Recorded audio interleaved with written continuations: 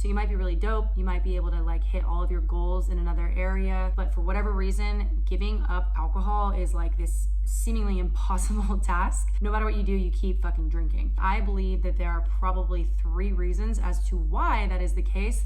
This is what I experienced, but I decided to stop drinking at the age of 25 or 26 years old. It was because I got these 3 things in check.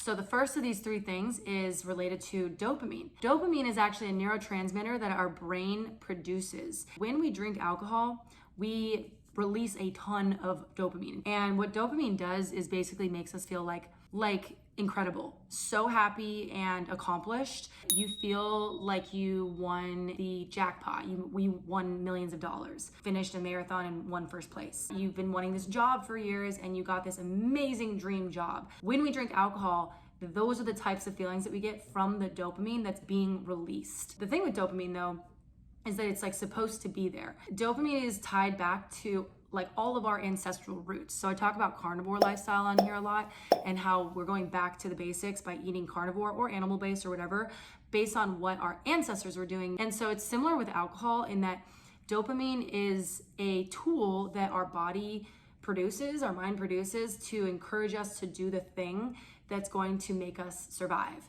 We might have released dopamine to go in the right direction to get food, or when we killed something for food, or when we were procreating, right? Having sex and recreating life, or maybe when we were finding a new path to walk on and a new trail.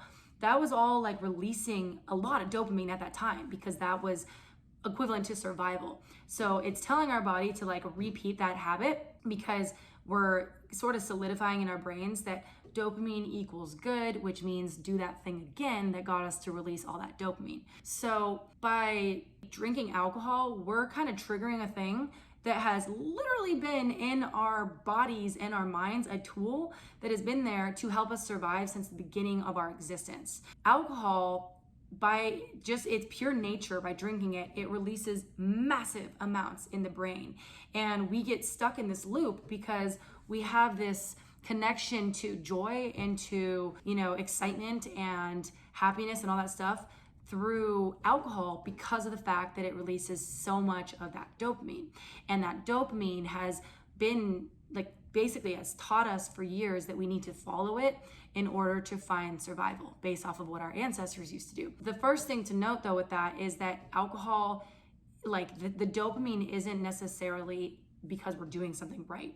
The alcohol, even though we logically know it's poison and we know it's killing us and it's killing ourselves, it's sort of translating in our minds and our bodies that we did something good, even though we actually didn't. The second reason why I really think that we can have a really, really hard time in just giving up alcohol or even considering giving up alcohol is because our society is so ingrained with alcohol and brainwashed to believe that it needs to be a part of literally everything that we have ever done and will ever do. So if we think about it, growing up, we have to really actually take an honest look at what we were around, who we were around.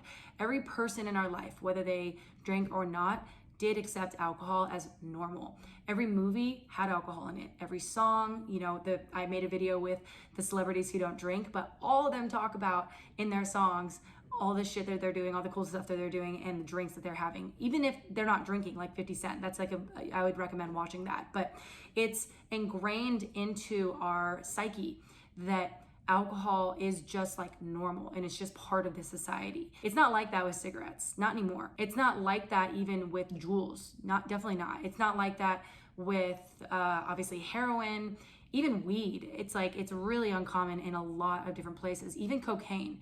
People look at cocaine and they think it is relatively normal to party with, but it's not something that is so normal that if a house mom is doing it casually on a Friday night or on a Tuesday night is so accepted, you know what I mean? So alcohol though, on the other hand, is a good event. We bring in alcohol. A sad event, we bring in alcohol. An event that's neutral, we bring in alcohol. If we're bored, we bring in alcohol. And why is it that we do this? It's because alcohol generates profit. And I talk a lot on this channel about redesigning our reality and reinventing our reality. And this is one of those things to look at and start to actually see objectively. Alcohol is strategically placed in front of us to get us to spend more, to drive profit. For example, when there's a concert going on, they'll have these bars open so that people stay longer, stay at the concert longer. They see all of the opening acts and the ending acts, so those tickets sell out. But then also so that they can continue to buy alcohol. And they jack the price up because the drunker you get, the less you care. The same thing goes for maybe if you're at a restaurant.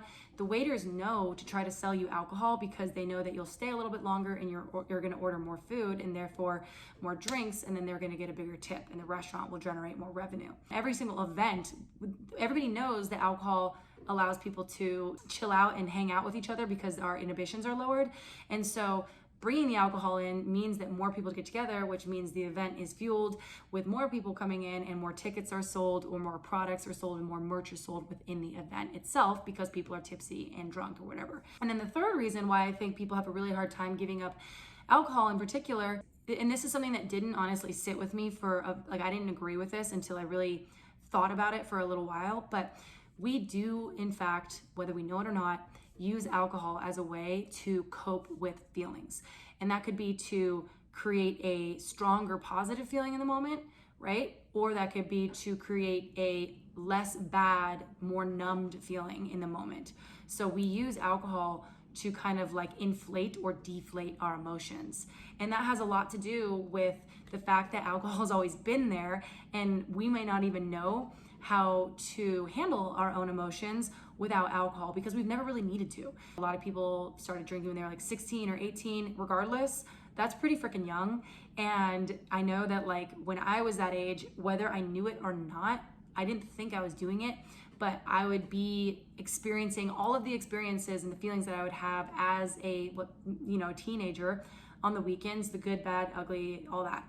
And alcohol was present for it on the Friday, on the Saturday.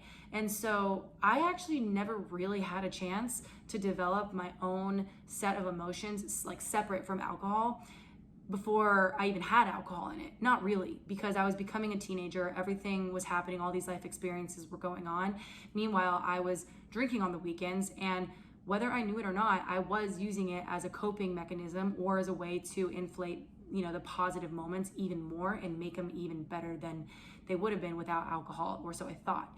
And so to take away alcohol means that it's like, what am I gonna do on my weekends? How am I going to feel when it's a Friday night and I'm by myself at home? All of these feelings that come up about not drinking or having alcohol there, even if we're not quote unquote traditional alcoholics, come up because we've been drinking for so long that we've been numbing our feelings and we've been inflating our feelings that we don't even know what it feels like to feel like ourselves at the baseline because we've never really even done it because alcohol is so ingrained in our culture. Now that it's been about 5 years since I stopped drinking, I can really objectively see that that's what it was. So at the end of the day, guys, there is no gene that's saying you are an alcoholic and you're destined to be forever. There is not one gene. They haven't found that yet. And I think that a lot of times in society, we talk about, how alcohol has all of this power over us and we're not powerful against it. I think that's false. I think that we have so much more power than we think. I think it's just identifying those three things, the way that it affects our brain with the dopamine, the way that our culture has always had it and we've been brainwashed to it, and the way that we've always had it in our lives. And so it's infiltrated our emotions and we've used it as a coping mechanism, whether we know it or not. Identifying those three things actually allows us to see it for what it is. And if we are to separate from it, it's really not weird. At this point in time, it's changed in society and more people are deciding to stop drinking because it's kind of a sick life hack, honestly. Like it really is this life hack that I don't think people realize. Anyways, I could go on and on, but I hope you guys like this video. If you did, please like it so other people who might need to see it can see it. If you think anything positive or disagree with this or whatever, go ahead and drop that down below. I love talking about all things human optimization, exploration, and life hacks. So if you're into that kind of shit, go ahead and subscribe below. I really look forward to the next video and I will see you guys on the next one. See ya.